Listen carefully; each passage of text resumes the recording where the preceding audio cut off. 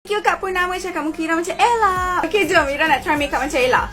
Okay, so ini gambar Ella untuk reference. Ira nak try makeup smoky eyes macam dia. Kita tengok jadi ke tak jadi. Spray, toner, serum, moisturizer. Okay, kita nak buat kening dulu.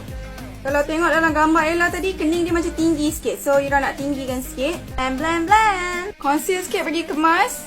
Okay, jom kita buat eyeshadow. Mula letak macam warna dark brown sikit dekat kelopak ni. Blend, blend, blend, blend, blend. Okay, now kita apply pula warna hitam tu dekat sini.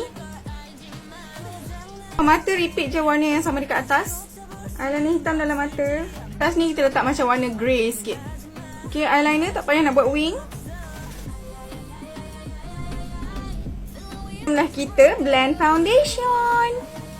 Set foundation yang elok-elok. Pinky blusher.